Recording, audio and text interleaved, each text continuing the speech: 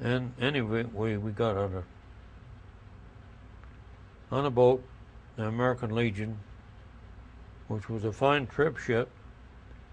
Had been a World War troop ship, but it had been cleaned up, and it was nice quarters and everything. And we started for Ireland, but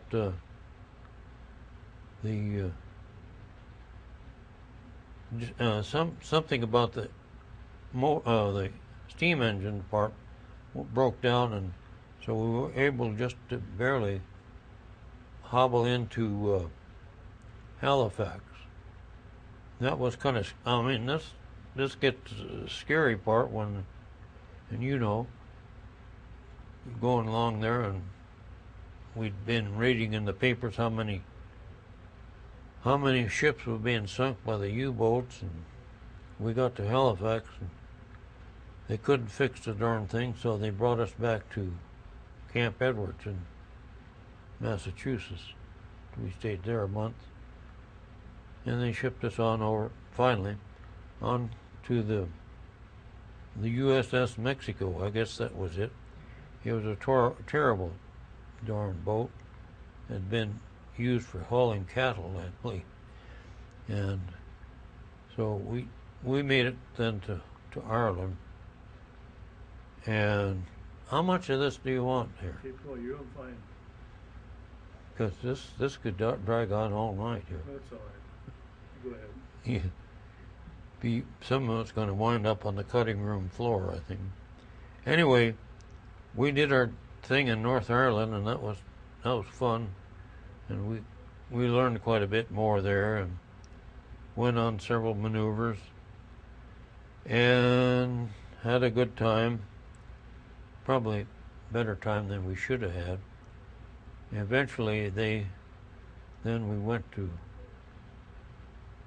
shipped over to Scotland and took the commando training and learned to land and on beaches and do that.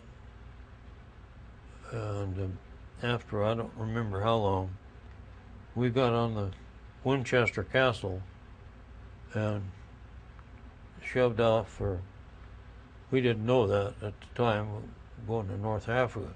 You were on the original invasion of North Africa then at Algiers they were C Company, so you were on the invasion in Algiers with that November 8th deal. Yeah. And the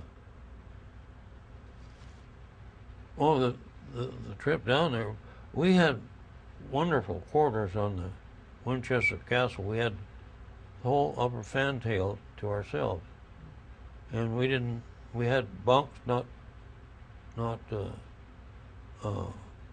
swinging things, and so the trip down there was pretty good, and we were pretty secure from U-boats, but because they had about half the U.S. Navy and most of the British Navy out there keeping things under control.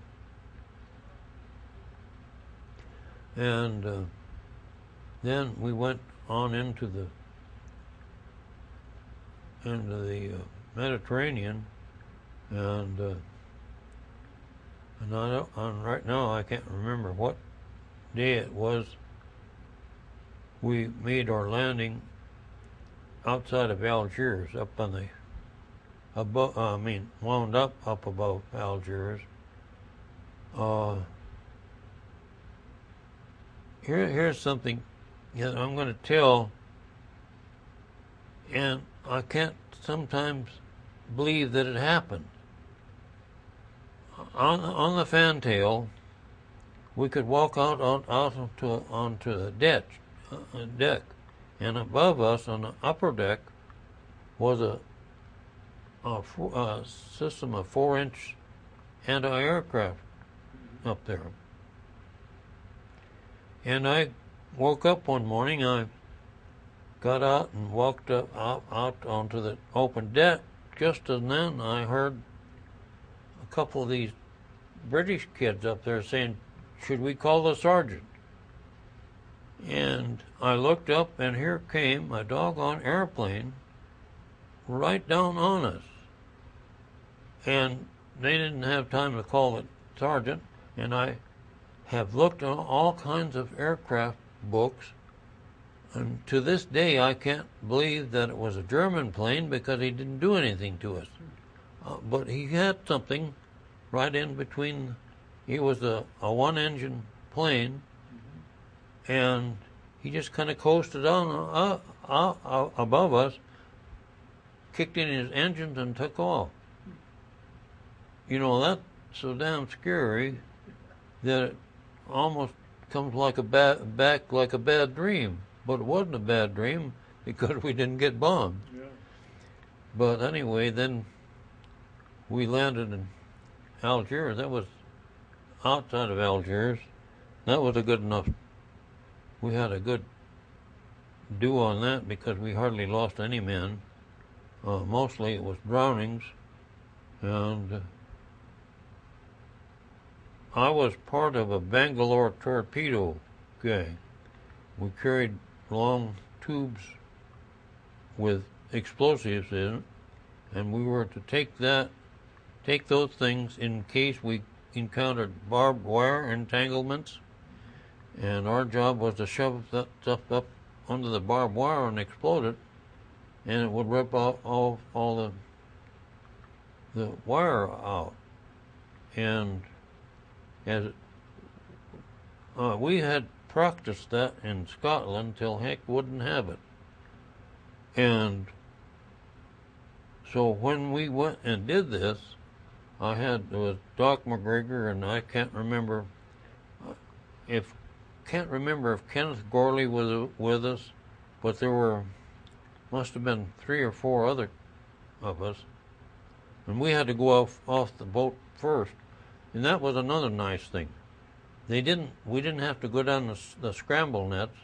They loaded us right on the deck, into the landing craft, and then they lifted the craft back over and into the water. The scary part of that was that we were all in the front part of the 3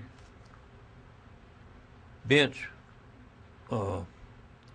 craft, and when they turned loose that, whatever they call it, that block, that son of a gun, because of the motion of the water, and that son of a gun came back and really hit me right on the head, put a dent in my helmet, and it got 1 or 2 of the, swung over and got some of the infantry guys, but it just dazed me a little. I was thinking about other things anyway.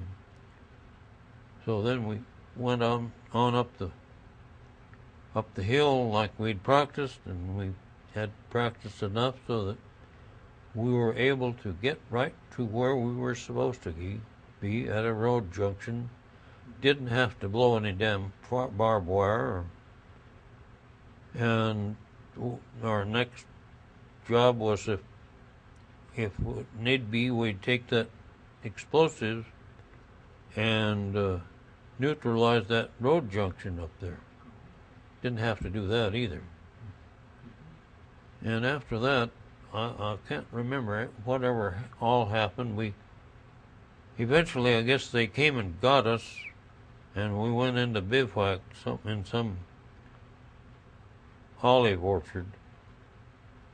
Well, first we went into a bivouac and into an orange grove, and I remember that Frenchman was pretty damned excited. He was afraid we were going to eat all these oranges, and he was for getting us the heck out of there. But we went into an olive grove. Being a Midwesterner, I'd never seen olives except in a jar, and I just loved olives. And we only had olives on Christmas or New Year's or something like that.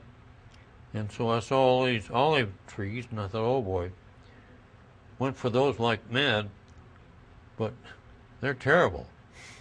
They're bitter, not a bit fun.